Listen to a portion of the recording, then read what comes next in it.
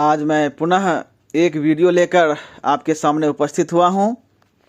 आज के इस वीडियो में मैं बात करूँगा छायावाद की एकमात्र कवियत्री आधुनिक मीरा के नाम से चर्चित महादेवी वर्मा द्वारा रचित कविता मैं नीर भरी दुख की बदली पर।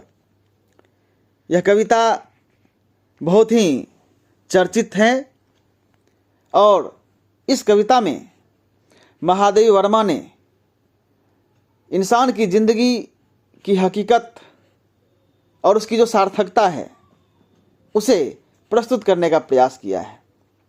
मैं शैली में लिखी हुई यह कविता वाकई इंसान का मार्गदर्शन करने में, उसका पथ प्रदर्शन करने में पूर्णतः सक्षम है।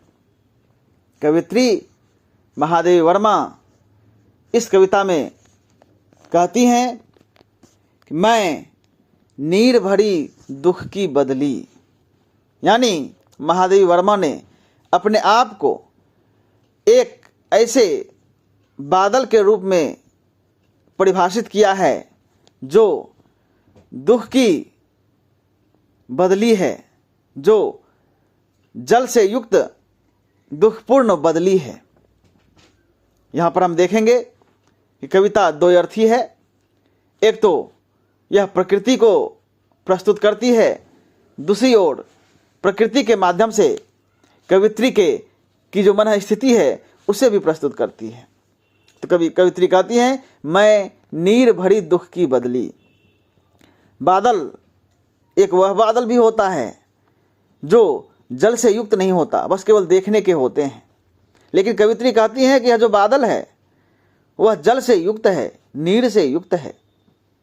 और जो यह बादल है, उस बादल यानी जलयुक्त बादल जो है वह कवित्री के भाव को पूर्णतः व्यक्त करने में पूर्णतः सक्षम है। मैं नीर भरी दुख की बदली, मैं एक ऐसी बदली के रूप में हूँ जो दुख रूपी नीर से भरी हुई है। हम जानते हैं कि दुख इंसान के जीवन का बहुत ही महत्वपूर्ण हिस्सा होता है, अंग होता है। हम कल्पना करें, सोचें अपने जीवन के बारे में, तो अधिकांश जो हमारी ज़िंदगी का जो महत्वपूर्ण हिस्सा होता है वह दुख से भरा होता है। जन्म से लेकर मृत्यु तक इंसान दुख से जूझता रहता है, उस दुख को सुख में परिणत करने हेतु सदा प्रयासरत रहता है। तो कवित्री कहती है कि मैं नीर भरी दुख की बदली, मैं एक ऐसी बदली हूँ जिसमें दुख रूपी नीर भरा हुआ है। एक साधारण बादल, वह बादल सर्वहितकारी होता है जिसमें जल होता है, जो जल बरसाता है। ठीक उसी प्रकार महादेवी वर्मा कहती हैं कि मैं भी एक बदली हूँ, वह बदली जो दुख रूपी जल से युक्त हूँ। आगे कवित्री कहती हैं स्पंदन में चिर निस्पंदन वसा, क्रंदन में आहत विश्व हंसा, नयनों में दीपक से जलते, पलकों में निर्झरनी मछली। अब कवि कह रही है कवित्री कि स्पंदन में चिर निस्पंदन बसा। स्पंदन अर्थात क्रियाशीलता, निस्पंदन अर्थात स्थिरता। तो कवित्री कहती है कि स्पंदन में चिर निस्पंदन बसा, मेरा जो व्यवहार है, यह जो मेरी जो क्रियाशीलता है, इस क्रियाशीलता में ही शाश्वतता बसी हुई है, एक निस्पंदता बसी हुई है। यानी मैं जिस तरह से लगातार इस जीवन में क्रियाशील हूँ, और क्रियाशीलता किस ओर है, तो आध्यात्मिकता की ओर इशारा करती हुई कहती हैं वह जो निस्पंदन से युक्त जो परम ब्रह्म हैं, जो निर्गुण निराकार ब्रह्म हैं, जो अजन्मा हैं, अगोचर हैं, निष्क्रिय हैं, उसका वास है हमारे अंदर। उसी की प्राप्ति के लिए हम लगातार स्पंदित होते रहते हैं, उसकी प्राप्ति के लिए हम लगातार मेहनत और क्रियाशील रहते हैं। क्रंदन में आहत विश्व हंसा, जिस प्रकार बादल की आवाज़ सुनकर वह आहत विश्व जो कि तपिश से पूरी तरह से आहत रहता है, दुख महसूस करता रहता है, जैसे ही बादल की आवाज़ सुनता है, उसकी क्रंदन को सुनता है, संपूर्ण विश्व हंसता है कि चलो अब बादल आया, वर्षा होगी और इस गर्मी से मुक्ति मिलेगी। ठीक उसी प्रकार एक वह साधक जो लगातार साधना में रत रहते हुए क्रंदन को महसूस करता है, कष्ट और दुख को झेलता है, लेकिन उस साधक को देखकर जो शेष सृष्टि के लोग होते हैं उसे लगता है कि वह साधक जब सफल होगा तो निश्चित तौर पर उसकी उस सफलता से हमें भी कुछ न कुछ लाभ मिलेगा। इसलिए संपूर्ण विश्व साधक के उस पीड़ा को देखकर भी खुश होता है। इसी प्रकार बादल भी जब गरजता है आसमान में तो लोग खुश होते हैं। नयनों में दीपक से जलते, आसमान में जब बादल लगता है, बादल एक दूसरे से जब टकराता है तो निश्चित तौर पर हम देखते हैं कि बिजली चमकती है। ठीक उसी प्रकार जो साधक होते हैं, कवित्री कहती हैं कि नयनों में दीपक से जलते, लगातार एक ज्योति जलती रहती है, आंखों में एक आशा की ज्योति जलती रहती है जो किसी भी व्यक्ति को उसकी सफलता तक पहुंचाती है।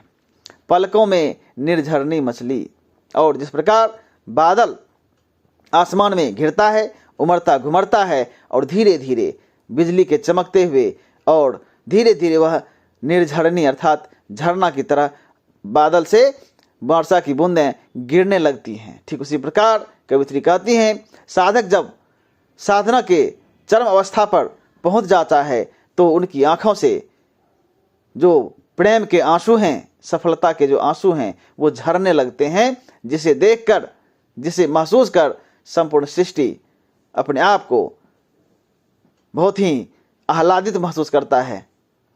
आगे कवित्री कहती हैं मेरा पग पग संगीत भरा, श्वासों से स्वप्न पराग झरा, नभ के नभ रंग बुनते दुकूल, छाया में मलय बयार पली। कवित्री कहती हैं बादल को लक्ष्य करते हुए कि बादल का जो पग पग है वह संगीत से भरा होता है, वह जाता है, उमड़ता घुमड़ता रहता है, श्वासों से स्वप्न पराग झरा। और जो बादल होता है जब चारों तरफ घिरता है तो निश्चित तौर पर उससे जो एक आभास महसूस होता है इंसान को, वह लगता है जैसे कि स्वप्न रूपी पराग कि अब बारिश होगी, ऐसा अनुभव करता है वह। नभ के नवरंग बुनते दुकूल, और आसमान में इंद्रधनुषी छटा भी दिखने लगती है, लगता है जैसे कि वह 9 रंग के जो कपड़े हैं, दुकूल अर्थात कपड़ा, 9 रंग के जो दुपट्टे हैं, कपड़े हैं, वह आसमान में दिखने लगता है।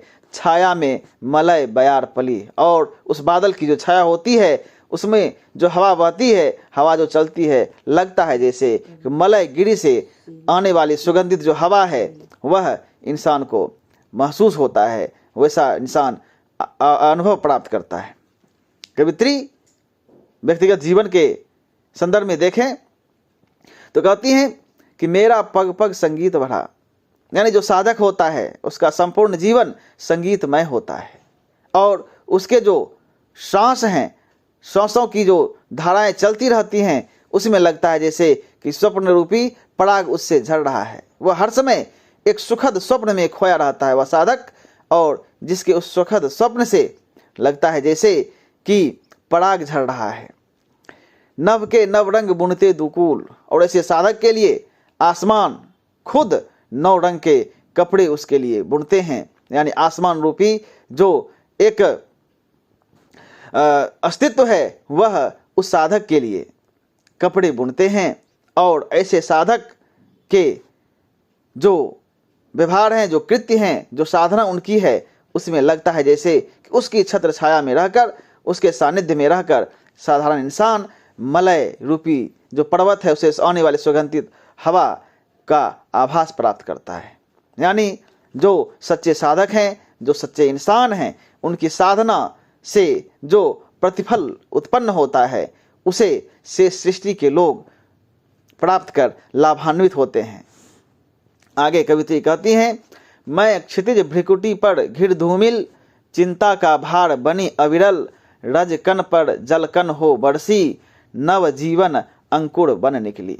साधारण बादल की बात करें तो कहती हैं कि मैं क्षितिज भ्रिकुटी पर घिर धूमिल, आसमान में बादल घिरते हैं तो इंसान उसे देखता है।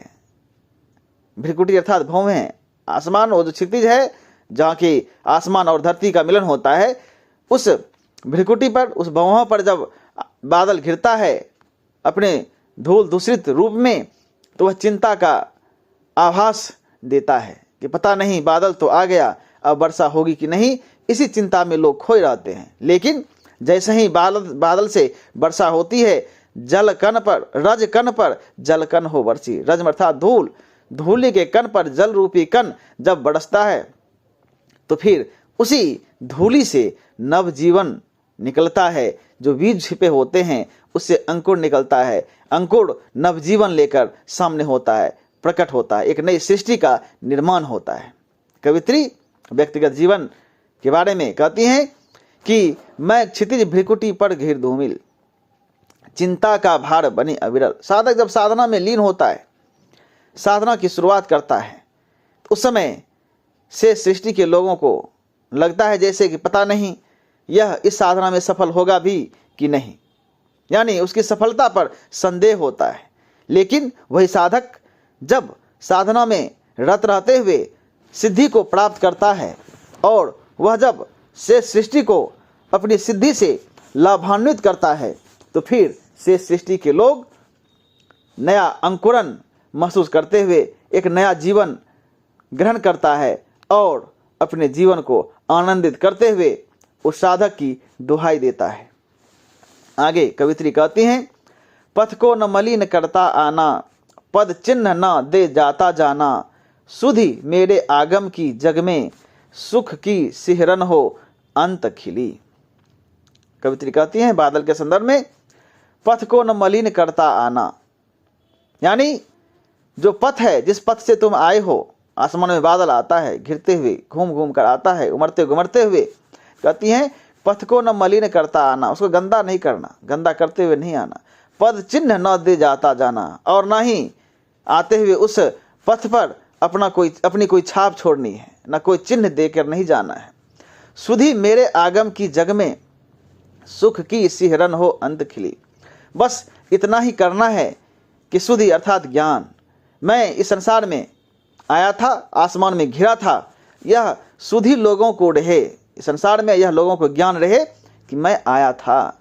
सुख की सिहरन हो अंत खिली, और ऐसा कर्म करके जाना है कि मुझे याद करते ही लोगों के दिल में सुख की सिहरन उत्पन्न हो जाए, उसे सुख की अनुभूति प्राप्त हो जाए। इस तरह से घिर कर आना है, बिना पद छोड़े, पद चिन्ह छोड़े। ऐसा कर्म करके जाना है कि मेरी यादों को लाते ही इंसान का मन आह्लादित हो जाए, सुख से आप्लावित हो जाए। कवित्री कहती हैं अपने संदर्भ में कि जो पथ है, इस संसार में बहुत सारे इंसान आते और जाते रहते हैं, मृत्युलोक है, आना और जाना लगा रहता है। कवित्री कहती हैं इंसान के संदर्भ में, पथ को न मलिन करता आना, आए तो हो लेकिन ऐसा कोई कुकर्म मत कर देना कि इंसान के आने का रास्ता ही मलिन हो जाए, गंदा हो जाए। लोग कहें, ऐसा कर्म ना कर दें कि लोग को कहना पड़े कि आया ही बेकार था, सब खत्म कर दिया। पद चिन्ह न दे जाता जाना, और आना तो सही है, लेकिन आने के साथ भी कोई ऐसा पद चिन्ह, पैरों की ऐसी कोई निशान छोड़ के नहीं जाना है जिससे कि लोगों को लगे यह केवल अपने लिए आया था, अपने व्यक्तिगत लाभ लोभ के लिए आया था। ऐसा कर्म करना है कि सुधि मेरे आगम की जग में, ऐसा कर्म करना है, ऐसा लोक कल्याणी कर्म करना है कि लोग मुझे याद करते ही, मेरे आगमन को याद करते ही सुख की सिहरन हो अंत खिली। लोगों को सुख की अनुभूति हो, आनंद की प्राप्ति हो कि कोई आया था, एक ऐसा व्यक्ति जो ना तो रास्ते को मलिन किया, ना कोई पद चिन्ह छोड़कर गया, लेकिन वह जो आया था उसके जो कर्म थे, उसके जो पुण्य कर्म थे, उसको याद कर ही इंसान अपने आप को खुशनसीब समझे, उसके मन में सुख की सिहरन उत्पन्न हो जाए। ऐसा कर्म करने की जरूरत है। अंत में कवित्री कहती हैं, विस्तृत नभ का कोई कोना, मेरा न कभी अपना होना, परिचय इतना इतिहास यही, उमड़ी कल थी मिट आज चली। बहुत ही महत्वपूर्ण यह पंक्ति है, बहुत ही मार्मिक एवं शाश्वत पंक्ति है, जो इंसान की दृष्टि खोलने के लिए पूर्णतः सक्षम है। कवित्री बादल के संदर्भ में पहले कहती हैं, विस्तृत नभ का कोई कोना, मेरा न कभी अपना होना। हकीकत यही है। आसमान में बादल घिरते हैं, 9वें आसमान में बादल घिरते हैं, आकाश बहुत विस्तृत है, लेकिन बादल का कोई भी कोना अपना नहीं होता। वह आता है उमड़ते घुमड़ते, बरसता है, फिर चला जाता है। वह चलायमान रहता है। मेरा न कभी अपना होना और कभी अपना होना भी नहीं, क्योंकि अपना हो गया तब तो फिर उस पर अधिकार की बात हो जाएगी, एक आधिपत्य की बात होगी, अहंकार का भाव उत्पन्न होगा। परिचय इतना इतिहास यही, उमड़ी कल थी मिट आज चली। इतना ही परिचय और इतना ही हमारा इतिहास होगा उस बादल का कि उमड़ कर आई थी और फिर आज चली। जो कर्म था करने का वो मैंने किया, अब मैं चला। इंसान के संदर्भ में, इंसान की जिंदगी के संदर्भ में इसकी बात करें हम तो मैडम कहती हैं महादेवी वर्मा जी कि विस्तृत नभ का कोई कोना, यह संसार बहुत बड़ा है, मेरा न कभी अपना होना। यह जो संसार है, व्यापक संसार है, यह जो सृष्टि है, इसका एक भी कोना मेरा अपना नहीं होना। यह त्याग की पराकाष्ठा है। ऐसे इंसान का जन्म होता है और यह इस धरती के हर कोने को अपना बनाने में लगा रहता है। हर जगह चाहता है कि मेरा स्वामित्व हो जाए, मेरी पहचान बने, मेरा आधिपत्य स्थापित हो जाए। लेकिन कवित्री कहती हैं जीवन की यथार्थता भी वही है, जीवन की वास्तविकता भी यही है कि इंसान जन्म लेता है, कर्म करता है और यहाँ से चला जाता है। न कुछ लाता है, न कुछ साथ में ले जाता है। कवित्री भी कहती हैं विस्तृत नभ का कोई कोना, मेरा न कभी अपना होना। कभी भी मेरे मन में यह लोभ उत्पन्न ना हो कि संसार का कोई हिस्सा मेरा हो जाए, क्योंकि जैसे ही लोभ होगा फिर लोग के साथ अनीति उत्पन्न होगी, अनाचार उत्पन्न होगा और फिर एक के बाद एक समस्या बढ़ती चली जाएंगी। ये कहती हैं इंसान के जीवन की शाश्वतता को बतलाते हुए कि यह जो संसार है इसका कोई भी कोना मेरा अपना नहीं होगा, नहीं होना है, ना होता है।